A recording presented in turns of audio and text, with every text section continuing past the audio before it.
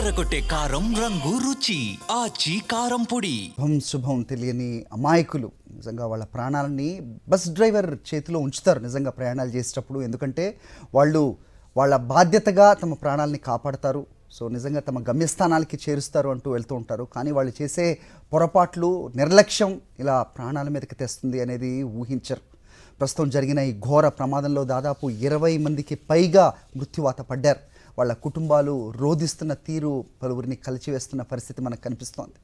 కేవలం 11 మంది మాత్రమే సో అప్రమత్తతతో వాళ్ళు బయటకు రాగలిగారు. ఎమర్జెన్సీ డోర్ పగలగొట్టి మిగతా వాళ్ళు చిన్నారులు అవ్వచ్చు, మహిళలు అవ్వచ్చు బస్సులోనే చిక్కుని మాంసపు ముద్దలుగా మారారు అనేది అక్కడున్న ప్రత్యక్ష సాక్షులు చెప్తూ ఉన్నారు. అటుగా వెళ్తున్న కొంతమంది రక్షించే ప్రయత్నం కూడా చేశారు. నిజంగా తెల్లవారుజామున 3 గంటలకు జరిగిన ఈ ప్రమాదం ఏం జరుగుతుంది అనేది తెలిసే లోపే వాళ్ళ అగ్గి మంటలు వాళ్ళని వ్యాపించటం, ఊపిరాడని స్థితిలో వాళ్ళు బయటకు కదలలేని స్థితిలో మాంసపు ముద్దలుగా మారారు. నిజంగా ఒక డ్రైవర్ నిర్లక్ష్యం ఎంతటి ఘోర ప్రమాదానికి కారణమైందో అనేది మనకు కనిపిస్తోంది. ఆ డ్రైవర్ ప్రస్తుతం పరారీలో ఉన్నట్టుగా కూడా అప్డేట్ చూస్తుంటే కనుక విస్మయానికి గురిచేస్తున్న పరిస్థితి. కేవలం క్లీనర్ మాత్రమే పోలీసుల అదుపులో ఉన్నారు. అగ్ని ప్రమాదం జరిగిన బస్ తాలూకు దృశ్యాలు బాక్స్లో మనం చూస్తున్నాం. మంటలు ఎంత దారుణంగా వ్యాపించాయి, ఎంత భయంకరంగా ఆ మంటలు నిజంగా అక్కడ బస్ని కాల్చి బూడిద చేస్తున్నాయి, బస్సులో ఉన్న ప్రయాణికుల ప్రాణాలను హరిస్తున్నాయనేది చూస్తున్నాం.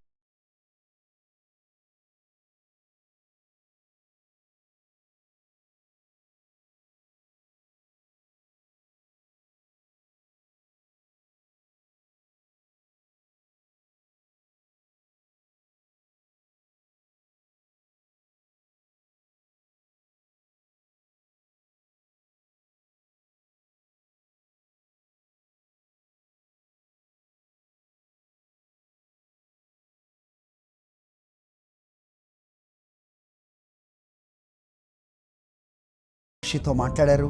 వాళ్ళు ఏమన్నారు, అక్కడ చూసిన దృశ్యాలేంటి, వాళ్ళ మాటలోనే వినే ప్రయత్నం చేద్దాం. హలో అండి, నా పేరు హైమ. నేను పుట్టపర్తి వెళ్ళి హైదరాబాద్ వస్తున్నాను. కర్నూలు దగ్గర మీకు యాక్సిడెంట్ అయింది కదండి. ఆ యాక్సిడెంట్ దగ్గర దూరంగా ట్రాఫిక్ జామ్ అయింది. ఎందుకు అంత జామ్ ఆగి ఉంది, సాధారణంగా అది ఆగే ప్లేస్ కాదు, ఆగి ఎందుకు ఉంది అని అడిగితే అప్పుడు నా పక్కన కూర్చున్నాడు కాబట్టి డ్రైవర్కి తెలుసు. డ్రైవరు అక్కడ కాలిపోతున్నట్టుంది మ్యామ్, బస్సు కాలుతుంది అక్కడ అన్నారు. సరే గబగబా ఏదైనా హెల్ప్కి వెళ్దాము, అసలు ఏమన్నా పోలీసులు వచ్చారా లేదా అని నేను గబగబా కారు దిగి వెళ్ళానండి. వెళ్ళేసరికి బస్సు తగలబడిపోతుంది.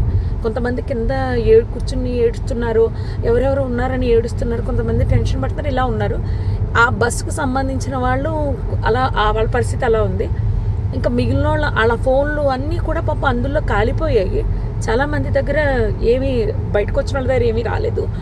అక్కడ ఉన్న మిగిలిన జనం అండి మొబైల్స్తో వీడియోస్ తీసుకుంటున్నారండి. ఎవరైనా పోలీస్కి కాల్ చేయలేదు. నేను కార్ దిగి వచ్చే హడావుల్లో ఫోన్ ఏమో కార్లో వదిలేశాను. వర్షం పడిపోతుందో పక్క నుంచి ఫోన్ టచ్ చేయడానికి కూడా ఎవరిదైనా అడిగి తీసుకుని టచ్ చేద్దామని వర్షానికి తడిచి అది పనిచేయట్లేదు. నేను మళ్ళీ గబగబా కార్ దగ్గరికి వెళ్ళి వెంటనే కర్నూలు ఎస్పీ గారికి అండ్ ఎస్బీ ఇన్స్పెక్టర్ గారికి కాల్ చేశానండి. లక్కీగా ఎప్పుడో నెంబర్స్ ఉన్నాయి. కాల్ చేస్తే వాళ్ళు ఇమీడియట్లీ రెస్పాండ్ అయ్యారు. వాళ్ళు రెస్పాండ్ అయిన కాసేపటికి రూరల్ సిఏ గారి బృందం అంట వాళ్ళు వచ్చారు. దాని ముందే ఫైర్ స్టేషన్ వాళ్ళు వచ్చేసారు. అండ్ ముందు ఫైర్ స్టేషన్ వాళ్ళని నెక్స్ట్ ఫైర్ సిబ్బంది, నెక్స్ట్ అంబులెన్సు, పోలీస్ వారు వీళ్ళందరూ వచ్చేసారండి. అప్పటికే ఒక ప్రైవేట్ వెహికల్లో ఒక 6గురిని హాస్పిటల్ పంపించారు. నాతో ఇంకొక అతను ఎవరో హరీష్ అంట, ధర్మవరానికి చెందిన అతను. పాపం చాలా మంచి వ్యక్తి ఆయన కూడా. ఆయన ఒక 6గురిని ప్రైవేట్ వెహికల్లో ఎక్కించి పంపించారు. తర్వాత వీళ్ళు వచ్చాక ఒక 5గురిని అంబులెన్స్లో ఎక్కించడం జరిగింది. ఆయన తీసుకెళ్లారండి. ఆ తర్వాత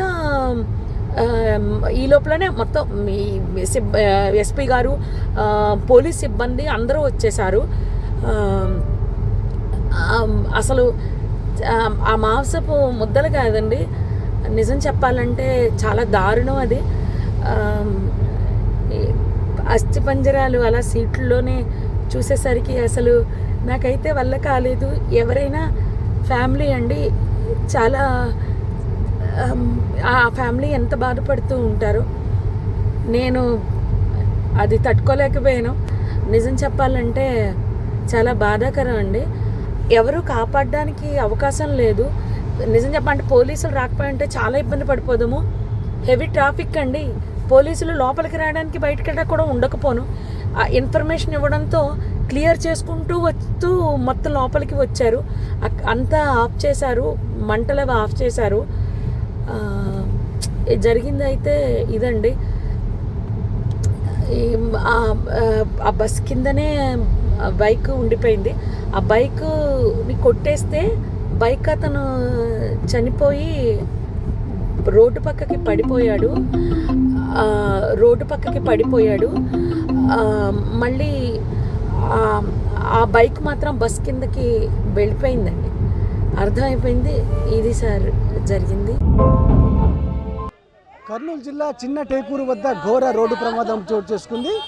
బైకు బస్సును ఢీకొనడంతో ఒకసారిగా మంటలు చెలరేగాయి. ఈ ప్రమాదంలో చాలామంది మృతి చెందారు. మరికొంతమంది తీవ్రంగా గాయపడిన పరిస్థితి కనిపిస్తోంది. మృతుల కుటుంబాల్లో విషాదం నెలకొన్న పరిస్థితి కనిపిస్తోంది. చూడొచ్చు, ఇక్కడ ద్విచక్ర వాహనంపై వెళ్తున్న వ్యక్తి కుటుంబ సభ్యులు కర్నూలు ప్రభుత్వ ఆసుపత్రిలో కన్నీరు మున్నీరుగా వినిపిస్తున్న పరిస్థితి కనిపిస్తోంది. ఆయన్ను శివశంకర్గా గుర్తించిన పరిస్థితి కనిపిస్తోంది. చెప్పమ్మా, ఏం పేరమ్మా? శివశంకర్ కుమార్. శివశంకర్ నాయనా ఏమో యాక్సిడెంట్ జరిగింది. నిన్న డోన్కి పనికి పోయినాడు. వచ్చి రేపు వచ్చమ్మా అని చెప్పి రేపు వద్దని వచ్చున్నాడు అంట.